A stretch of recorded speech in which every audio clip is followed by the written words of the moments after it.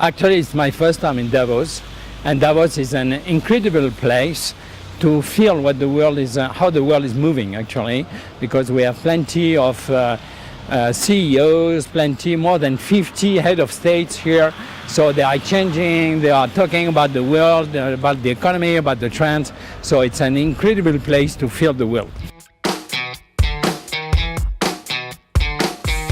I think the potential for the car industry is closely linked to where the population lives.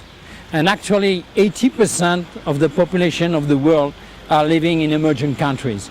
So we can reasonably think that the potential of growth for the car industry lies in the emerging countries. Then after looking at what happened in Davos, you have more than 50 head of states who came here just to explain the potential of their countries and what they are doing in order to be more developed in the future.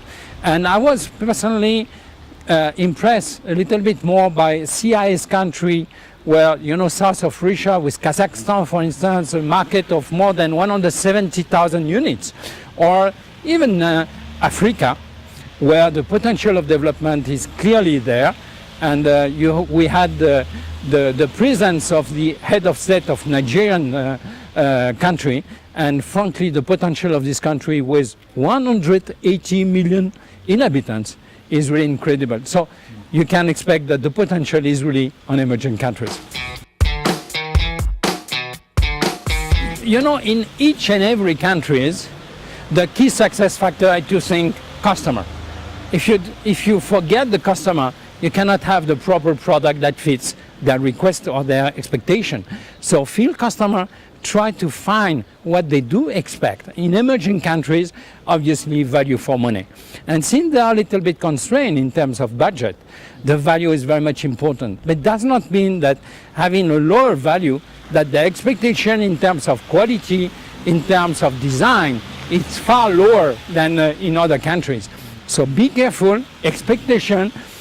There is some basic expectation in terms of design, in terms of quality, in terms of service that you have to answer properly, otherwise you cannot be successful. I think autonomous vehicle is really the technology of the future. But we have to take into account that it's a completely change in the behavior of the customer. Generally, a customer is buying a car to drive the car. And now you got to buy a car to be driven by the car. So we have to take into account the fact that how we're going to train the customer, how we're going to make the handover of the customer of the car to the customer. We have to take into account this change in the process of sales. And the second thing that I think we have also to maybe to have further discussion with the public authorities, because when you look at the car industry, the car maker have invested a lot in the sophistication of the product, and autonomous driving will be the ultimate one maybe, but the roads, the infrastructure have not moved that way in that direction in terms of sophistication.